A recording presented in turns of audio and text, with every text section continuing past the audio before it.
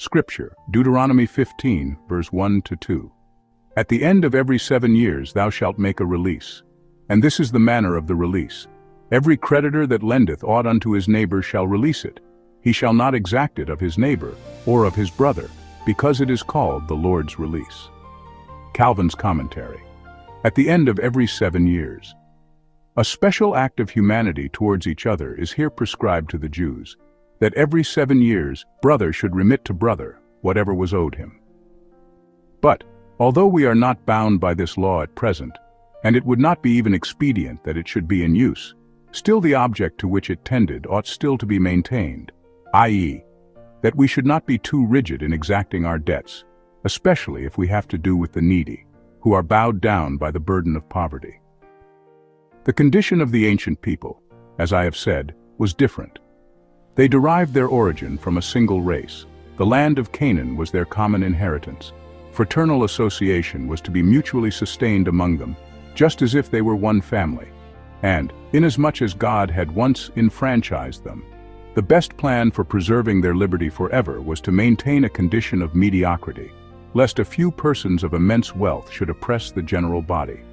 Since, therefore, the rich, if they had been permitted constantly to increase in wealth, would have tyrannized over the rest, God put by this law a restraint on immoderate power.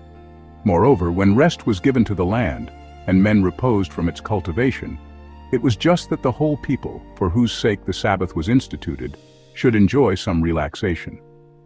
Still, the remission here spoken of was, in my opinion, merely temporary.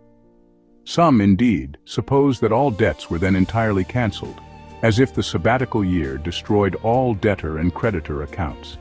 But this is refuted by the context, for when the sabbatical year is at hand, God commands them to lend freely, whereas the contract would have been ridiculous, unless it had been lawful to seek repayment in due time. Surely, if no payment had ever followed, it would have been required simply to give. For what would the empty form of lending have availed if the money advanced was never to be returned to its owner? But God required all suits to cease for that year, so that no one should trouble his debtor.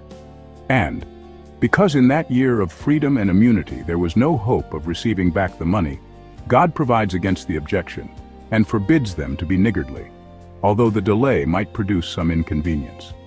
First of all, therefore, he commands them to make a remission in the 7th year, i.e., to abstain from exacting their debts, and to concede to the poor, as well as to the land, a truce or vacation. On which ground Isaiah reproves the Jews for observing the Sabbath amiss, when they exact their debts and fast for strife and debate. Isaiah 58:3. The form of remission is added, that no one should vex his neighbor in the year in which the release of God is proclaimed.